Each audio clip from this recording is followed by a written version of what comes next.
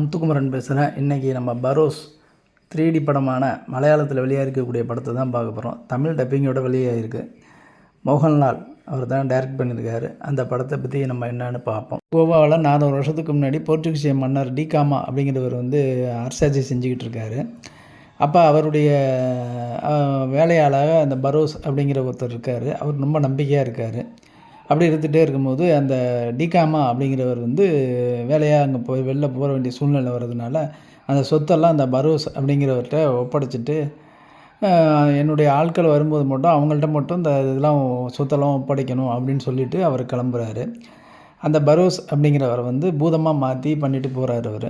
அந்த பரோஸுங்கிற பூதம் திரும்ப அந்த அவங்களுடைய வழி அந்த தலைமுறை 13வது தலைமுறையில் வரவங்கள்ட்ட திரும்ப அந்த சொத்து ஒப்படைச்சதா, கரெக்டாக ஒப்படைச்சாங்களா அப்படிங்கிறதான் மீதி கதை. இது குழந்தைகளுக்காக உள்ள படம். அது குழந்தைகள் நல்லா விரும்பி பார்க்கக்கூடிய படம். ஃபேமிலியோடு போய் பார்க்கலாம். 3Dயில் எடுத்துருக்குறாங்க. நல்லா இருக்குது. காட்சி அமைப்புகள்லாம் நல்லா இருக்குது. நல்ல ஒரு சவுண்டோட நல்லா அருமையாக எடுத்துருக்குறாங்க.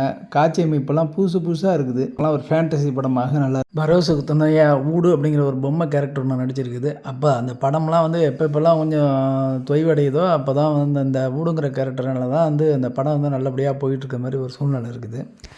மோகன்லால் நல்லா பண்ணியிருக்கிறாரு. ராஜாவுக்கு நம்பிக்கை உரியவராக இருக்கட்டும், அதே சமயத்தில் பூதமாக மாயாஜாலங்களை காமிக்கிறதா இருக்கட்டும், எல்லாமே நல்லா பண்ணியிருக்காரு. இந்த மாயாஜாலம் காமிக்கிற இடத்துல கொஞ்சம் அதிகமாக போயிடுச்சோ அப்படிங்கிற மாதிரி தோணுது. மற்றபடி குழந்தைகளுக்கு நல்லா பிடிக்கும். நல்ல 3D அனிமேஷனோட நல்லா எடுத்திருக்காங்க. மற்றபடி படத்தில் முக்கிய கதாபாத்திரம் நடிச்சிருக்கக்கூடிய இஷபல்லா நடிச்சிருக்கக்கூடிய மாயாராவ் அவங்களும் நல்லா நடிச்சிருக்காரு.